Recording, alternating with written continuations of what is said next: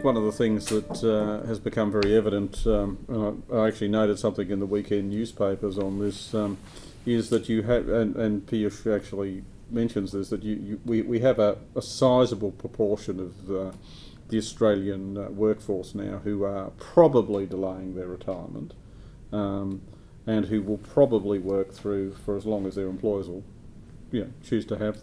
Yes, Graham, that does include me. And it becomes a question then of how you position them. And I think there are a number of products out there. I think there are a number of funds designed to try and it gives you growth but doesn't give you quite the risk profile there.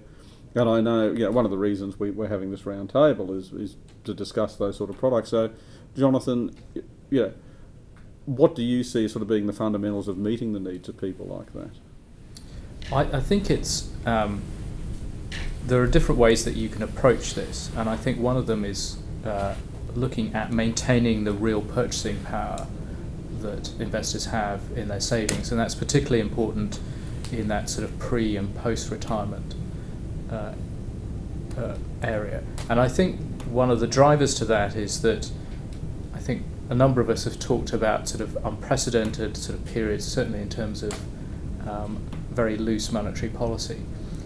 There have been, I don't think, any periods where you've seen very loose monetary policy not result in inflation picking up further down the track. The headline numbers that we see with inflation, whether or not it's in Australia or other developed economies, continue to look pretty benign. But those of us who get energy bills or car insurance or household insurance bills, those prices are moving up ahead much faster than the headline numbers are. And as people move into retirement, those impacts become more and more important. And I think that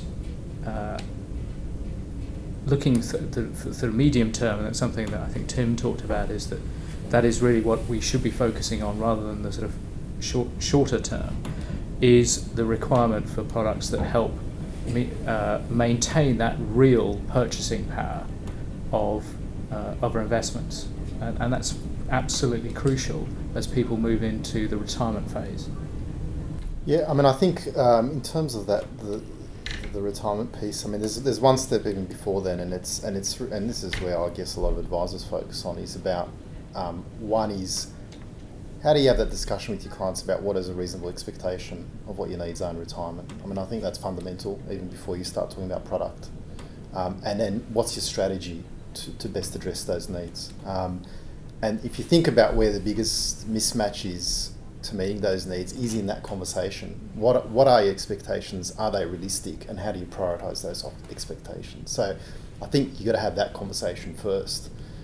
Because in Australia, look, the reality is we've got a very aggressive DC model where the liability has been outsourced to the individual, and a lot of the, whether it's product or strategy or what have you, has been very much geared to accumulators. And we know that once you hit retirement, it's not just about, there's inflation, there's income, there's protecting your downside, there's longevity, there's all these other risk factors that come into play, which I don't think there's one product that's going to hit up all those things, but then it's about how do you have that conversation with the client, and then how do you best manage those different risks and outcomes you want to achieve.